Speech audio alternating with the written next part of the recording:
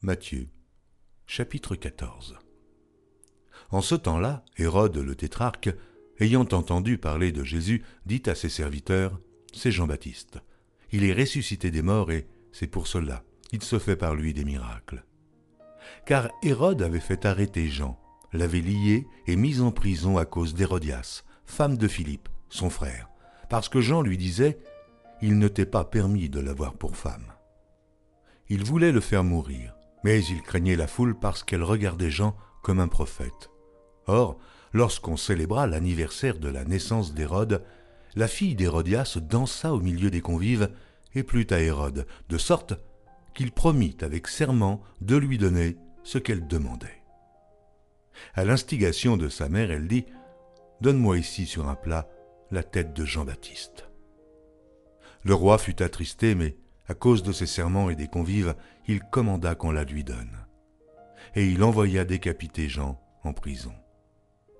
Sa tête fut apportée sur un plat et donnée à la jeune fille, qui l'apporta à sa mère. Les disciples de Jean vinrent prendre son corps et l'ensevelir, et ils allèrent l'annoncer à Jésus. À cette nouvelle, Jésus partit de là dans une barque pour se retirer à l'écart dans un lieu désert, et la foule, l'ayant su, sortit des villes et le suivit à pied. Quand il sortit de la barque, il vit une grande foule et fut ému de compassion pour elle. Elle guérit les malades.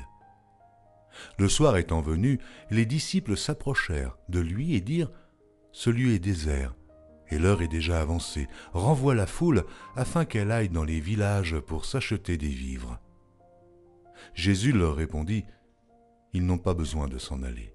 Donnez-leur vous-même à manger. » Mais ils lui dirent « Nous n'avons ici que 5 pains et 2 poissons. » Il dit « Apportez-les-moi. » Il fit asseoir la foule sur l'herbe, prit les 5 pains et les 2 poissons et, levant les yeux vers le ciel, il rendit grâce.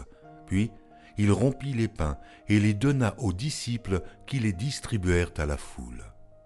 Tous mangèrent et furent rassasiés, et l'on emporta 12 paniers pleins des morceaux qui restaient. Ceux qui avaient mangé étaient environ 5000 hommes, sans les femmes et les enfants. Aussitôt après, il obligea les disciples à monter dans la barque et à passer avant lui de l'autre côté, pendant qu'il renverrait la foule. Quand il l'eut renvoyé, il monta sur la montagne pour prier à l'écart, et, comme le soir était venu, il était là, seul. La barque déjà au milieu de la mer était battue par les flots, et le vent était contraire. À la 4e veille de la nuit, Jésus alla vers eux, marchant sur la mer. Quand les disciples le virent marcher sur la mer, ils furent troublés et dirent « C'est un fantôme !» Et dans leur frayeur, ils poussèrent des cris. Jésus leur dit aussitôt « Rassurez-vous, c'est moi, n'ayez pas peur. » Pierre lui répondit « Seigneur, si c'est toi, ordonne que j'aille vers toi sur les eaux. » Et il dit « Viens. » Pierre sortit de la barque et marcha sur les eaux pour aller vers Jésus. Mais voyant que le vent était fort, il eut peur, et comme il commençait à enfoncer, il s'écria « Seigneur, sauve-moi !» Aussitôt Jésus étendit la main, le saisit et lui dit « Homme de peu de foi, pourquoi as-tu douté ?» Et ils montèrent dans la barque, et le vent cessa.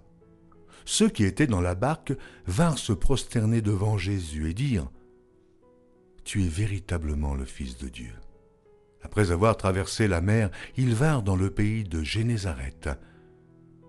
Les gens de ce lieu, ayant reconnu Jésus, envoyèrent des messagers dans tous les environs et on lui amena tous les malades.